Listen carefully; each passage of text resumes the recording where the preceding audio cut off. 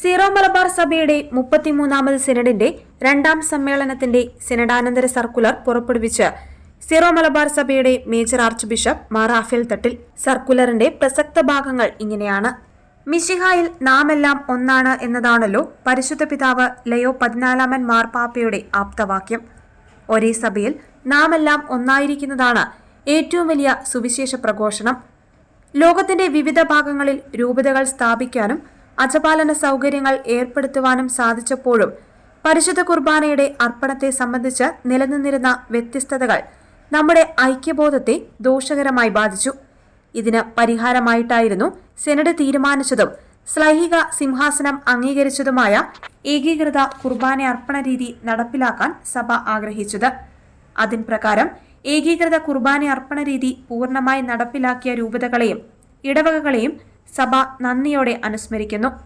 പരിശുദ്ധ പിതാവ് അന്തിമ തീരുമാനം അറിയിച്ചു കഴിഞ്ഞ ഏകീകൃത വിശുദ്ധ കുർബാന അർപ്പണ രീതി സീറോ മലബാർ സഭയിൽ ഉടനീളം മാറ്റമില്ലാതെ തുടരേണ്ടതാണ്.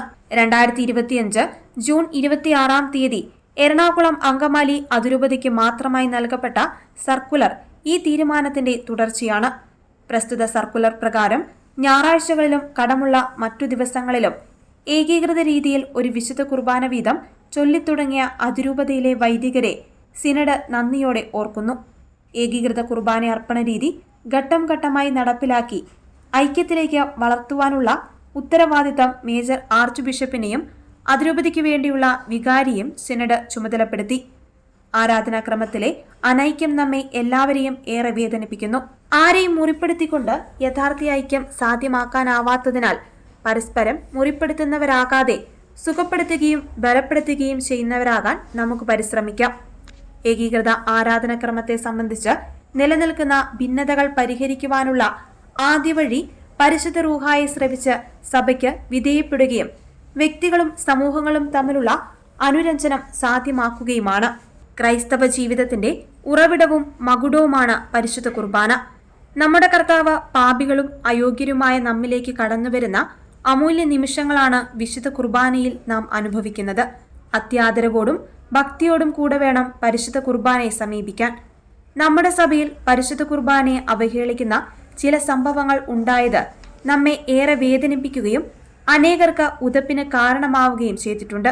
ഇതിനു മാനുഷികമായ പരിഹാരങ്ങൾ അപര്യാപ്തമാണെങ്കിലും പരിശുദ്ധ കുർബാനയോടുള്ള ഭക്തിയിൽ വളരുവാനും പരിശുദ്ധ കുർബാനയ്ക്ക് നേരെ ഉണ്ടായ അവഹേളനത്തിന് പരിഹാരം ചെയ്യുവാനുമായി 2025 സെപ്റ്റംബർ 12 വെള്ളിയാഴ്ച സീറോ മലബാർ സഭ മുഴുവനിലും 1 മണിക്കൂർ വിശുദ്ധ കുർബാനയുടെ ആരാധന നടത്താൻ ഞാൻ എല്ലാവരെയും ആഹ്വാനം ചെയ്യുന്നു. സഭാ ജീവിതത്തെ പുതിയ കാലത്തിനനുസരിച്ച് നിർവചിച്ച സുപ്രധാനമായൊരു കാൽവെപ്പായിരുന്നു 2023-24 വർഷങ്ങളിൽ റോമിൽ നടന്ന സിനഡാലിറ്റിയെക്കുറിച്ചുള്ള സിനഡ് സമ്മേളനങ്ങൾ.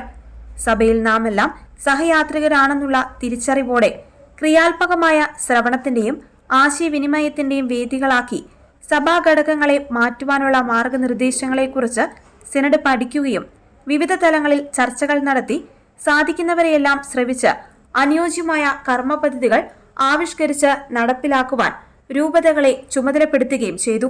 അതോടൊപ്പം സീറോ മലബാർ സഭ 2026 സമുദായ ശാക്തീകരണ വർഷമായി ആചരിക്കുകയാണ്. എല്ലാ രൂപതകളുടെയും നേതൃത്വത്തിൽ ബോധവൽക്കരണ പരിപാടികൾ ആരംഭിക്കുവാനും നമ്മുടെ സമുദായത്തെ മുഖ്യധാരയിലേക്ക് കൊണ്ടുവരുന്നതിനുപകരിക്കുന്ന ക്രിയാത്മകമായ പദ്ധതികൾ ആവിഷ്കരിച്ച് നടപ്പിലാക്കുവാനും ഈ വർഷം എല്ലാവരെയും ആഹ്വാനം ചെയ്യുന്നു. പുതിയ മെത്രാപ്പോലീത്തൻ പ്രവിശ്യകൾ. സീറോ മലബാർ സഭയുടെ വളർച്ചയിൽ പുതിയൊരു അധ്യായം കുറിച്ചുകൊണ്ട് കേരളത്തിന് പുറത്ത് 4 പുതിയ മെത്രാപ്പോലീത്തൻ പ്രവിശ്യകൾ രൂപീകരിക്കുവാനും ശംഷാബാദ് രൂപതയുടെ വിസ്തൃതമായ പ്രദേശങ്ങളെ അജപാലന സൗകര്യം പരിഗണിച്ചുകൊണ്ട് മറ്റു രൂപതകളുമായി കൂട്ടിച്ചേർത്ത് അവയുടെ അതിർത്തികളെ പുനർനിർണയിക്കുവാനും പരിശുദ്ധ സിംഹാസനത്തിന്റെ അനുവാദത്തോടെ നമുക്ക് സാധിച്ചു. ഭാരതം മുഴുവനിലും അജപാലന അധികാരമുണ്ടായിരുന്ന മാർത്തോമാ നസ്രാണികളുടെ പുരാതനമായ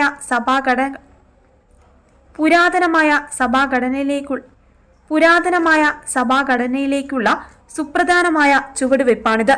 പുതിയ മെത്രാപ്പൊലിത്തൻ പ്രവിശ്യകളായി ഉയർത്തപ്പെട്ട ഫരീദാബാദ്, ഉജ്ജയിൻ, കല്യാൺ, ശംഷാബാദ് എന്നീ അതിരൂപതകൾക്കും അവയുടെ അധ്യക്ഷന്മാരായ മാർ കുര്യാക്കോസ് ഭരണികുളങ്ങര, മാർ സെബാസ്റ്റ്യൻ വടക്കേൽ, മാർ സെബാസ്റ്റ്യൻ വാണിയപ്പുരയ്ക്കൽ, മാർ പ്രിൻസ് ആന്റണി പാണയങ്ങാടൻ എന്നിവർക്കും പ്രാർത്ഥനാശംസകൾ നേരുന്നു. പ്രിയപ്പെട്ടവരെ, പൗരസ്ത്യ സഭകളുടെ ജൂബിലി ആഘോഷാവസരത്തിൽ പരിശുദ്ധ പിതാവ് ലയോ മാർപ്പാപ്പ ഇപ്രകാരം പറഞ്ഞു: പൗരസ്ത്യ സഭകൾക്ക് സാർവത്രിക സഭയ്ക്ക് നൽകാൻ കഴിയുന്ന സംഭാവനകൾ വളരെ വലുതാണ്. നിങ്ങളുടെ ആരാധനാക്രമത്തിൽ സജീവമായി നിലനിൽക്കുന്ന ദിവ്യരഹസ്യാത്മകതയുടെ ഭാവങ്ങൾ വീണ്ടെടുക്കേണ്ടത് ഈ കാലഘട്ടത്തിന്റെ ആവശ്യമാണ്. മനുഷ്യനെ അവന്റെ പൂർണ്ണതയിൽ ഉൾക്കൊള്ളുന്ന രക്ഷയുടെ സൗന്ദര്യത്തെ പ്രകീർത്തിക്കുന്ന ദൈവത്തിന്റെ മഹത്വം മാനുഷിക ബലഹീനതയെ എങ്ങനെ ആശ്ലേഷിക്കുന്നുവെന്നതിൽ അത്ഭുതബോധം ഉണർത്തുന്ന പൗരസ്ത്യ ആരാധനാക്രമ പാരമ്പര്യങ്ങളെ വീണ്ടെടുക്കുകയും നിലനിർത്തുകയും ചെയ്യണം. പ്രായോഗികതയുടെയോ സൗകര്യത്തിന്റെയോ പേരിൽ അവയെ നഷ്ടപ്പെടുത്തരുത്. നമ്മുടെ സഭയുടെ പൗരസ്ത്യ തനിമയും ആരാധനാക്രമത്തിന്റെ വൈശിഷ്ട്യവും പഠിക്കുവാൻ നാം തയ്യാറാകുമ്പോൾ ഐക്യശ്രമങ്ങൾ ഫലവത്താകും എന്നത് തീർച്ചയാണ്. വെല്ലുവിളികളുടെ നടുവിൽ കരുത്തോടെ പ്രകാശിച്ച ചരിത്രമാണ് നമ്മുടെ സഭയുടേത്. ലോകത്തിന്റെ അതിർത്തികൾ വരെ സുവിശേഷ സന്ദേശം അറിയിക്കുവാൻ വിളിക്കപ്പെട്ട നമുക്ക് വിശ്രമമില്ലാതെ പ്രവർത്തിക്കേണ്ടതുണ്ട്. ദൈവവചനത്തിലും കൂദാശകളിൽ നിന്നും ശക്തി സംഭരിച്ചുകൊണ്ട് കൂട്ടായ്മയിൽ വളർന്ന സഭയുടെ ദൗത്യത്തെ ശക്തിപ്പെടുത്തുവാൻ നമുക്ക് സാധിക്കട്ടെ.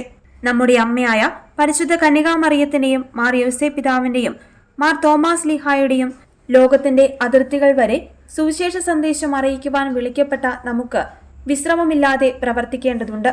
ദൈവവചനത്തിലും കൂദാശയിലും നിന്നും ശക്തി സംഭരിച്ചുകൊണ്ട് കൂട്ടായ്മയിൽ വളർന്ന് സഭയുടെ ദൗത്യത്തെ ശക്തിപ്പെടുത്തുവാൻ നമുക്ക് സാധിക്കട്ടെ എന്നും സിറോ മലബാർ സഭ major archbishop Mar Raphael Thattil പിതാവ് പറഞ്ഞു.